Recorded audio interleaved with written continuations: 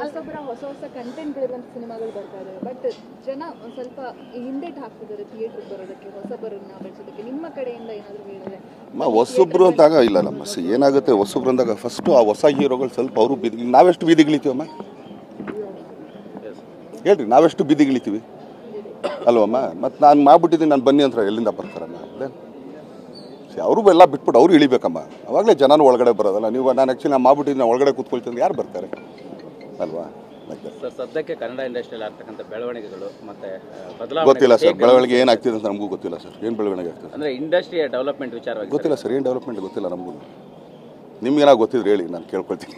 ಚಿತ್ರಗಳ ಅದೇ ಯಾವ ಥರ ಡೆವಲಪ್ಮೆಂಟ್ ಹೇಳಿ ಸರ್? ಅಂದರೆ ಬೇರೆ ಬೇರೆ ಥರದ ಸಿನಿಮಾಗಳು ಬರಬೇಕಲ್ಲ ಸರ್, ಎಲ್ಲ ಬೇರೆ ಬೇರೆ ಸಿನಿಮಾನೇ ಮಾಡಬೇಕು, ಒಂದೇ ಸಿನಿಮಾ ಮಾಡೋಕ್ಕಾಗುತ್ತಾ?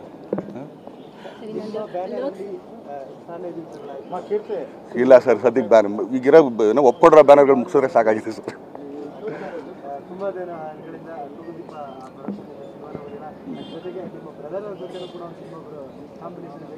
ಮಾಡುವಲ್ಲ ಸರ್, 2 ಸಿನಿಮಾ ಮಾಡಿದ್ವಲ್ಲ ಸರ್, ಅವನು ಹೊರಗಡೆ ಮಾಡಲಲ್ಲ ಸರ್. OTT ಕಾಯೋ ಟ್ರೆಂಡ್ ಕೂಡ ಇದೆ ಇವಾಗ, OTT ಬರಲಿ ನೋಡೋಣ ಅಂತ. Good trend. ಈಗ ಕಾಟೇರ ಆ್ಯಕ್ಚುಲಿ ಸಿನಿಮಾ ಇದ್ದಿದ್ದಕ್ಕೆ ನಾನು ಥಿಯೇಟ್ರಿಗೆ ಬಂದ್ರಮ್ಮ.